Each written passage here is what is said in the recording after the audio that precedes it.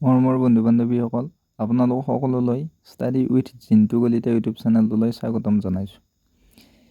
আগতে হৈ যোৱা অসম পুলিচৰ ইউ বি পৰীক্ষাত আহি থকা কিছুমান মেথছৰ কুৱেশ্যন আনচাৰৰ বিষয়ে এই ভিডিঅ'টিত আমি আলোচনা কৰিম। যদি আপোনালোকে চেনেলটো নতুনকৈ ভিজিট কৰিছে তেনেহ'লে অনুগ্ৰহ কৰি চেনেলটো ছাবস্ক্ৰাইব কৰি আন বন্ধু বান্ধৱীৰ সৈতে শ্বেয়াৰ কৰি দিব। আপোনালোকলৈ এটা সৰু অনুৰোধ, আপোনালোকে ভিডিঅ'টো স্কিপ নকৰাকৈ শেষলৈকে চাব। ইয়াতে মই 1ৰ পৰা 8লৈ কণ্টিনিউ 8টা মেথছৰ আগত আহি যোৱা কুৱেশ্যন এনচাৰ অতি কম সময়ৰ ভিতৰত ছল্ভ কৰি দিছোঁ। গতিকে অনুগ্ৰহ কৰি আপোনালোকে শেষলৈকে চাব। ব'লক আমি ভিডিঅ'টি আৰম্ভ কৰোঁ। কুৱেশ্যন 1, 30টা আম দীপা আৰু অৰ্চনাৰ মাজত 2:3 অনুপাতত ভাগ কৰিলে দীপাৰ ভাগত কিমান আম পৰিব? এইটো ৰেচিঅ' এণ্ড প্ৰপোৰ্চনৰ অংক।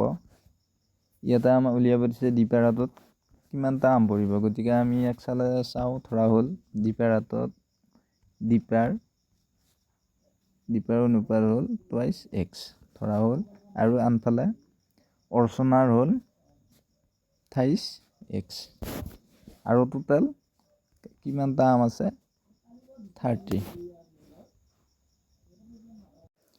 গতিকে 2x plus 28x is equal two 30।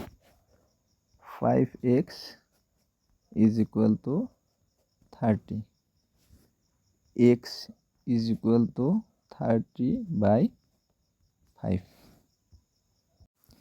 গতিকে x ইজ ইকুৱেল টু 6। এতিয়া আমি প্ৰথমতে কি ধৰিছিলোঁ? দীপাৰ হাতত 2x, গতিকে দীপাৰ উলিয়াব দিছে। গতিকে দীপাৰ হাতত আছিলে কি? 2x, গতিকে 2 × xৰ জেগাত কি হ'ব? 6। গতিকে দীপাৰ হাতত আম পৰিব 12টা। 12 is the right answer. Question number 2, 108 টকা পি আৰু কিউৰ মাজত 4:5 অনুপাতত ভাগ কৰিলে পি আৰু কিউৰ ভাগত কিমান টকাকৈ পৰিব? এইটো সেই আগৰটোৰ দৰে ৰেচিঅ' আৰু প্ৰপোৰ্চনৰ অংক হয়। গতিকে আমি ইয়াক পিৰ ভাগত পৰিব, ধৰা হ'ল পিৰ ভাগ 4x আৰু কিউৰ ভাগ হৈছে 5x, আৰু টোটেল কিমান দিয়া আছে? 108। গতিকে P plus Q is equal to total 108। পিৰ ভাগ কিমান আছিলে? 4x plus 5x is equal to 108। 9x is equal to 108। x is equal to 108 divided by 9। গতিকে x ইজ ইকুৱেল টু 12। এতিয়া আমাক সুধিছে পি আৰু কিউৰ ভাগত কিমান টকাকৈ পৰিব। গতিকে পিৰ ভাগ আছিলে 4x, গতিকে পিৰ ভাগত পৰিব 4x। 4টো থাকিলে আৰু x মানে হ'ল 12। গতিকে পি ইজ ইকুৱেল টু 48 টকা। আৰু একেদৰে কিউৰ ভাগ আছিলে কিমান? 5x, গতিকে 5 × 12 ইজ ইকুৱেল টু 60 টকা। গতিকে পিৰ ভাগত পৰিব 48 টকা আৰু কিউৰ ভাগত পৰিব 60 টকা। কুৱেশ্যন নম্বৰ 3, 150 গ্ৰামৰ 30% কিমান হ'ব? ইয়াতে আমাক উলিয়াব দিছে 150 গ্ৰামৰ 30%ৰ মান কিমান। ইয়াতে আমি 150ৰ মানে হ'ল পূৰণ 30%, 30/100। এইটো 0 এইটো 0 কেঞ্চেল, আৰু এইটো 0 এইটো 0 কেঞ্চেল। 3 × 15 কিমান? 45। গতিকে 150 গ্ৰামৰ 30%ৰ মান হ'ব 45। কুৱেশ্যন নম্বৰ 4, বছৰি 8% সুতৰ হাৰে 12,000 টকাৰ 3 বছৰ 6 মাহৰ সৰল সুত কিমান হ'ব? গতিকে এইটো চিম্পল ইণ্টাৰেষ্টৰ অংক। ইয়াতে কি দিয়া আছে? ইয়াতে দিয়া আছে মূলধন P is equal two 12,000 RDA আছে, RDA আছে 8%, আৰু টাইম দিয়ে আছে 3.5 ইয়াৰ। এতিয়া চিম্পল ইণ্টাৰেষ্টৰ সূত্ৰটো হ'ল SI is equal to PRT divided by 100. গতিকে আমি ইয়াতে মানকেইটা বহাই দিওঁ, মানকেইটা বহাই দিলে হ'ব 12,000 into 8 into 3.5 divided by 100. গতিকে এইটো 0 কেঞ্চেল, এইটো 0 কেঞ্চেল। এতিয়া মান থাকিব 120 into 8 into 3.5, গতিকে 120 ইয়াতে ৰাখিলোঁ।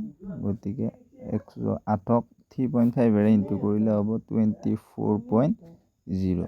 গতিকে 0ৰ মানৰ কোনো মূল্য নাই। 120 আৰু 28ক ইনটু কৰিলে হ'ব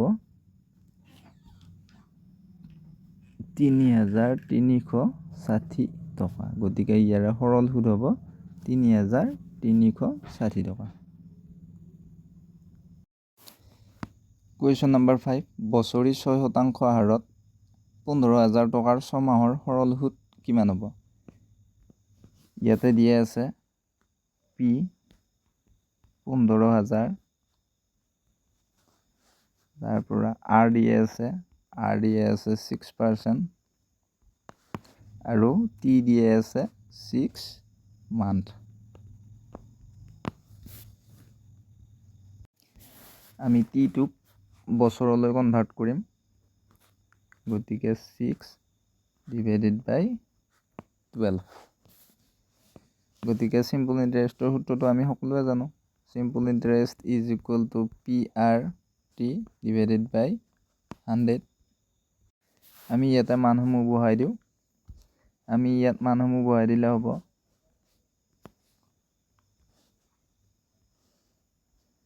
15,000 ইনটু R মানে 6, আৰু আমি T-টো লিখিছিলোঁ বছৰলৈ কনভাৰ্ট কৰোঁতে 6/12। গতিকে 6টো ওপৰত থাকিব, 12টো তলত নামি আহিব। গতিকে 100 সূত্ৰ মতে 100 এটা থাকি যাব। এইটো 0 কেঞ্চেল, এইটো 0 কেঞ্চেল। গতিকে 6ৰে 12ক দুবাৰ, গতিকে 2ৰে 6ক যাব 3বাৰ।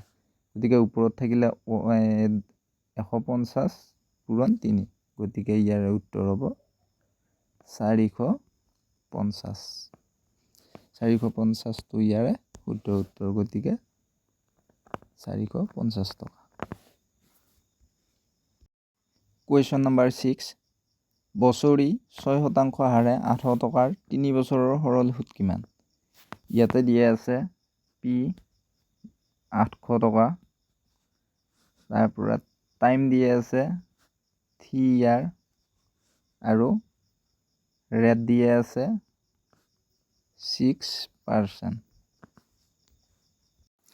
গতিকে আমি আগৰ অংকত দেখুৱাৰ দৰে সৰল সুদ উলিওৱা সূত্ৰটো হৈছে SI is equal to PRT divided by 100। গতিকে ইয়াতে আমি মানসমূহ বহুৱাই দিম। মানসমূহ বহুৱাই দিলে পাম এই মূলধন কিমান, P মানে হ'ল 800, তাৰ পৰা R মানে হ'ল 6, আৰু T মানে হ'ল 3।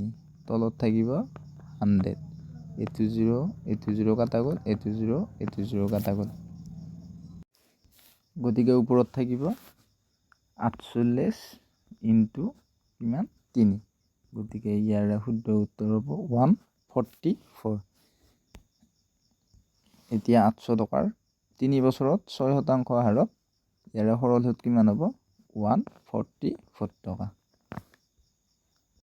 কুৱেশ্যন নম্বৰ 7, 24 মিনিট আৰু 1 ঘণ্টাৰ অনুপাত কিমান হ'ব? ইয়াতে আমাক 24 মিনিট আৰু 1 ঘণ্টাৰ অনুপাতটো উলিয়াব দিছে।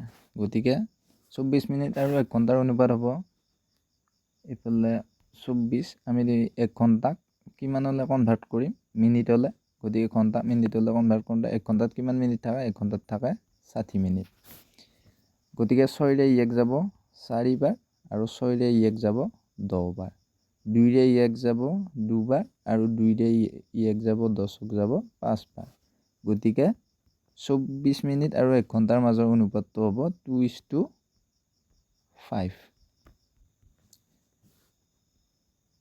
কুৱেশ্যন নম্বৰ 8 900 গ্ৰাম আৰু 1.5 কিলোগ্ৰামৰ অনুপাত কিমান হ'ব ইয়াতে আমাক 900 গ্ৰাম আৰু 1.5 কিলোগ্ৰামৰ অনুপাতটো উলিয়াব দিছে গতিকে ইয়াতে হ'ব গ্ৰামত 900 অনুপাত 1.5 কিলোগ্ৰামত কিমান গ্ৰাম থাকে 1.5 কিলোগ্ৰামত থাকে 1500 গ্ৰাম 1500 গ্ৰামে 1.5 কিলোগ্ৰাম